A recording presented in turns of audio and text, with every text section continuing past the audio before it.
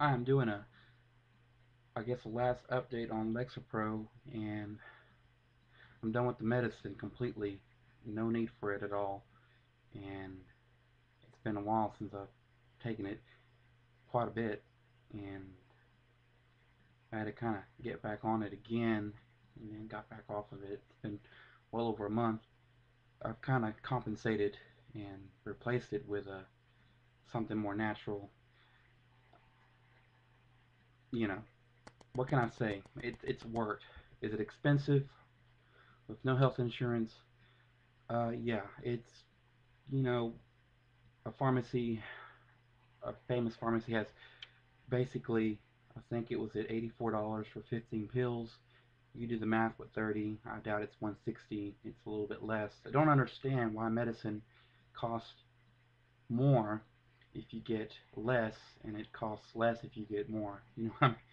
Um, Another question I've been wondering about with all this medicine and Lexapro, you know, is my doctor was so pushy, and I know how psychiatrists are. They're pill pushers.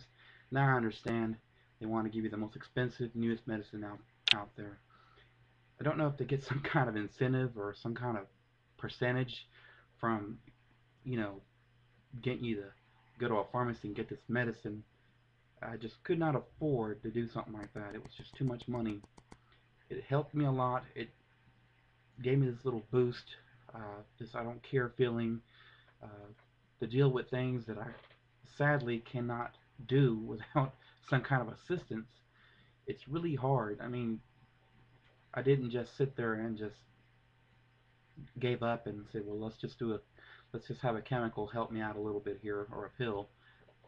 There was a lot of steps for me to get that far to that point. You know, don't think anybody wants to spend money to go see a doctor, to go spend more money to go to a pharmacy to buy something like this. Luckily, my doctor was a little bit kind to give me free samples, quite a bit actually, but he's kind of stopped. I don't know why. But I've replaced it with 5-HTP, which is a mood support, and this interesting fish oil um, kind of helped the.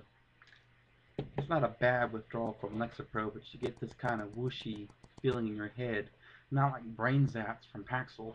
That's a whole different story, totally different. I describe them as little whooshy, mild headaches. Some IBU aspirin or something will take care of it. I've been taking these combinations. Some people would like this combination, some don't. Some have different ones, etc. Some do weed. I can't do that. Don't care for it. I, I don't know. My body just brutally rejects it. Uh, I can't do it. Um, what else can I say? I don't know if I do take mirtazapine and Ativan at night for sleep, and it's still working fine. It's been like that for a while, a little too long with Ativan, but all in all, and all this experience, I don't know if it's mirtazapine or Lexapro that's making me gain lots of weight. I mean, you could go back and watch videos of me from a year ago or 2 years ago, and then fast forward to this video, and I'm having this right here. I don't care about it. I'm not too ashamed of it, but it's getting to the point where I'm having to buy bigger pants, a size 36 from a size 31, all in 2 years. You know, it's kind of hard. It's like this medicine. I can't pinpoint if it's mirtazapine it's doing this or Lexapro. I want to say it's 70% Lexapro and 30% mirtazapine, or it could be the other way around. That's doing this to me. I'm not gonna lie. Partly it's fast food. Bad dieting. But I just know this medicine just gets you this extra boost, this kind of manicky kind of a let's go get something else to eat. Blizzard or ice cream and something you just don't need, or an extra trip to the refrigerator, and oh, on and on and on and on. So I'm trying to take it easy. I am completely cut down my Ativan to 0.25 milligrams finally, and my mirtazapine to 7.5 milligrams. I'm down to 20% of my medicine intake if I want to do this medicine wise or numeric wise, which is pretty good. Hopefully this will decrease more and more. But this Lexapro has done a lot of gain weight problems for me. Don't know if mirtazapine has anything to do with it. I'm pretty sure it does, but just for your information, just watch it. It will just, I mean, before you know it, you're stepping on that scale and you're hitting 180, 190, 200, or in my case, 218 pounds. I'm 6'2", so I can compensate a little of that. But you see yourself buying size 36 jeans, and then here I go. I can lose weight pretty quick, I'm pretty sure, and I'm gonna have all these pants now that are size 36 to compensate my new body, and I guess I'll sell them or get rid of them or something when I do lose this weight pretty quick. A waste of money, really. Um, I'm taking responsibility for weight gain, and it does happen pretty quick. People at work don't really uh, notice it or anything like that, but the majority of them are obese people, so for them it's not much. For me, since I'm already skinny, no offense or nothing. I mean, come on, from 180 pounds to 220, 218. It's kind of it's kind of a little roller coaster ride right there between 218, 220. Uh, it's just getting to me.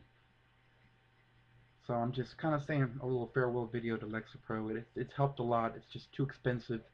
It's it did help a lot. It really did.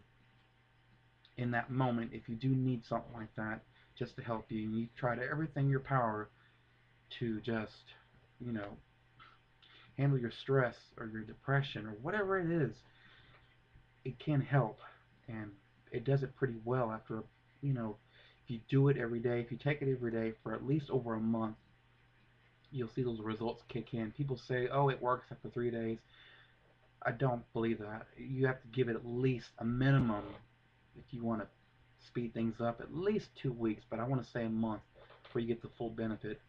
And it helps you get to that little rough point in your life. Uh, so I don't want to go back on it. It's too expensive. Uh, like I said, I just overeat so much on it, and I still don't know.